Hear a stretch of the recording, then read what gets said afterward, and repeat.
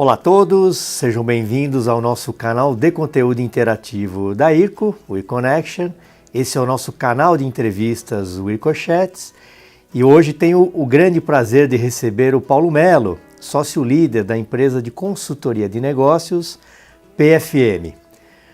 O Paulo tem a oportunidade de ter uma interlocução muito ativa com potenciais investidores que pretendem atuar no Brasil.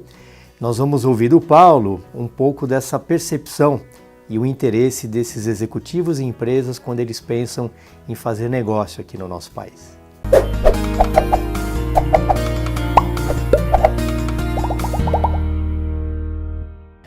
Paulo, o Brasil dizem que não é para amadores, né? Quando você viaja ao exterior e conversa com empresários e empresas que pretendem vir fazer negócio conosco, não é? Que tipo de assunto eles se interessam e qual o tipo de abordagem que você tenta ter nas conversas iniciais com esses empresários?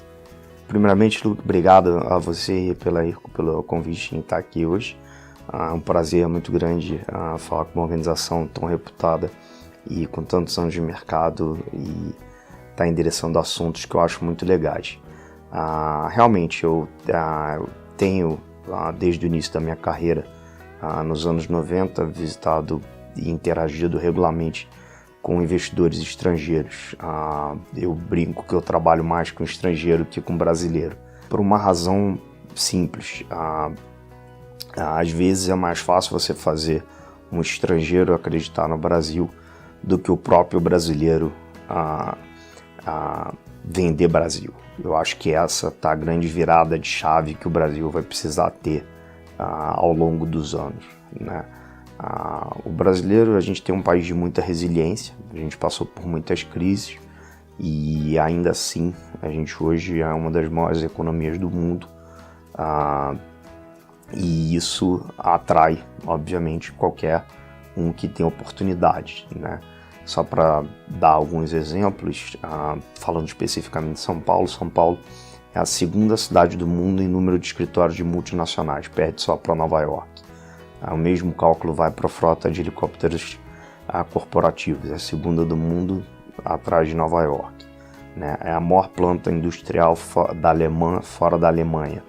Então você tem números super grandes. São Paulo, agora saiu recentemente um estudo da Forbes, onde estão os super milionários, que são pessoas com mais de 30 milhões de dólares de patrimônio.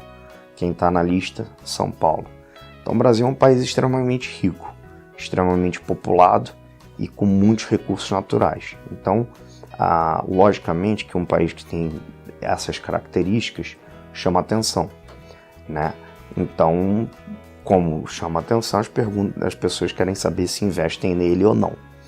Por outro lado, historicamente, o Brasil vem associado a algumas palavras-chave: crise, dificuldade em fazer negócio e dificuldade do sistema tributário. E são esses pontos que a gente tenta endereçar com o investidor internacional. Realmente, aquela frase do Tom Jobim de "Brasil não é para principiante", ela é parcialmente verdadeira, né? Só que tem um provérbio judaico que diz que uma meia-verdade é uma mentira inteira. Então o que a gente diz o Brasil não é para principiante, é verdade. Só que isso é uma meia-verdade, né? Olhando o big picture, como dizem os americanos, o que a gente tenta dizer é o seguinte: nós somos um país em que é difícil fazer negócio como qualquer outro país. Você entrar na China também não é fácil, você entrar na Rússia também não é fácil, você entrar na Índia também não é fácil. Você entrar, com todo respeito, no Liechtenstein é fácil. Agora, quantas oportunidades você vai achar no Liechtenstein? Então, qual é o tipo de pergunta que a gente costuma ter? É quão difícil é fazer negócio no Brasil? Eu acho que a gente tem duas dificuldades principais. É compliance, né? E 2 é entender o mindset do estrangeiro. Esse é o primeiro ponto. Você tem que entender o que entregar, né? E nisso a gente tem que ser menos autodepreciativo e dizer de forma clara quais são as oportunidades e desafios, né? A gente tem que melhorar a nossa comunicação nisso. Então, a apresentação que eu costumeiramente faço para o pessoal lá de fora, ela tem esse nome, né? Percepção versus realidade. É mostrar para o estrangeiro que a percepção que ele tem no Brasil não necessariamente corresponde à realidade. Segundo ponto que a gente tem, além do problema de compliance, é um problema cultural, aí sim, de a gente é um país latino, a gente tem que entender e traduzir as formas de fazer negócio do outro mundo. O Brasil é um país muito fechado, né? Só para se ter uma ideia, enquanto um país da OCDE, as exportações mais importações correspondem a entre 40% e 60% do PIB, no Brasil corresponde a somente 20% do PIB. Então a gente importa pouco, exporta pouco. Isso quer dizer o seguinte, a gente interage pouco com o exterior. Isso é ruim, porque isso não cria uma cultura de negócio internacional. A gente vai precisar mudar isso ao longo dos anos. O terceiro ponto que eu diria é que o sistema brasileiro ele é contraintuitivo e complexo, porque você tem 3 níveis de tributação: estadual, municipal e federal, devido à Constituição.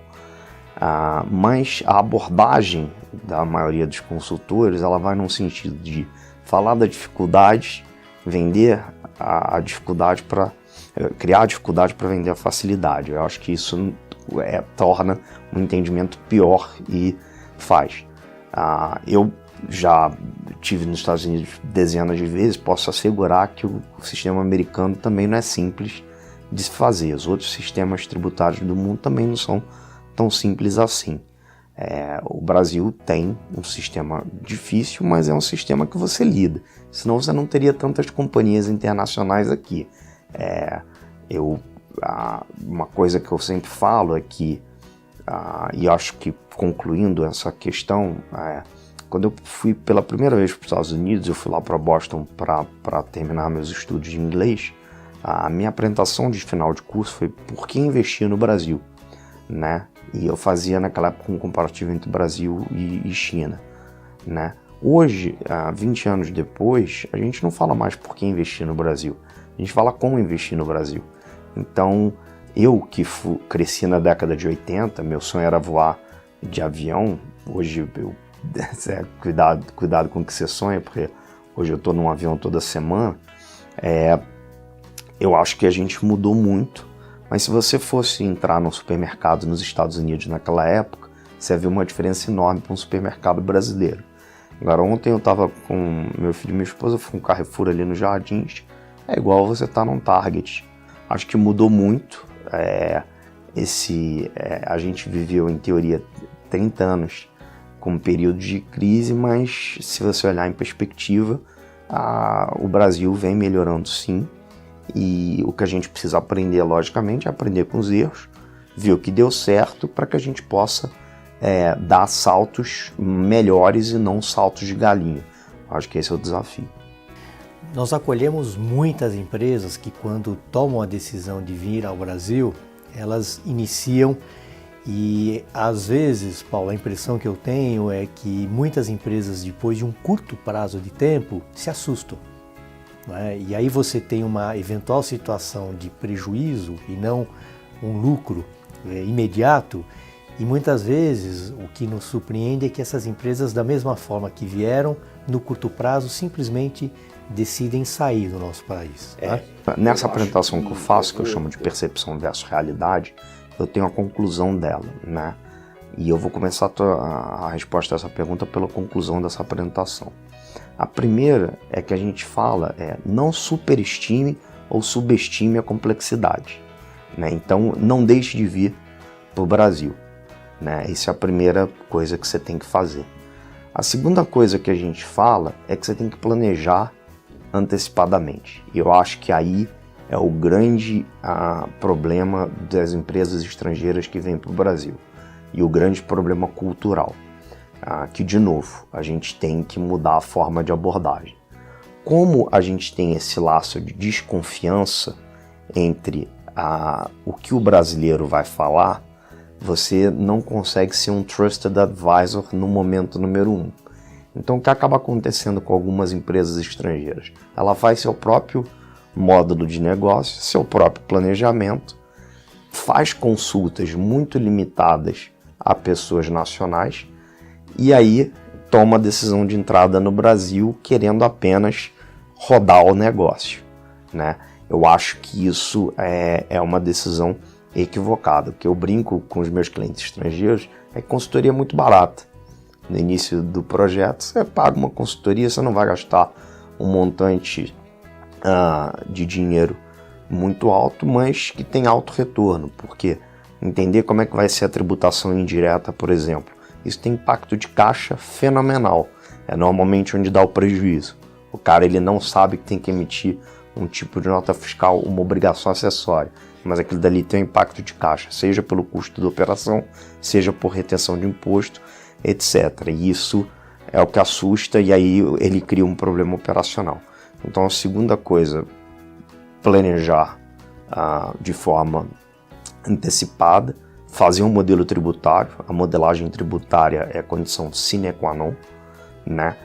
Para serviços é importante, porque você vai ter ISS, em alguns casos hoje você está tendo cada vez mais uma dificuldade pela tecnologia em entender o que é ICMS e o que é ISS, então isso é um desafio, né, na ordem jurídica, na ordem de consultoria tributária. A gente precisa, no setor de manufatura, o fluxo de mercadorias é muito importante, a gente vem fazendo evoluções grandes no mercado de comércio internacional, o Siscomex está aí, mas tem que melhorar ainda. E a última dica que eu digo é que as oportunidades estão aqui.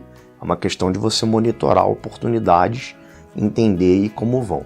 Agora, existem casos que eu acho que precisa, às vezes, entender quem está saindo e quem está entrando no Brasil, né?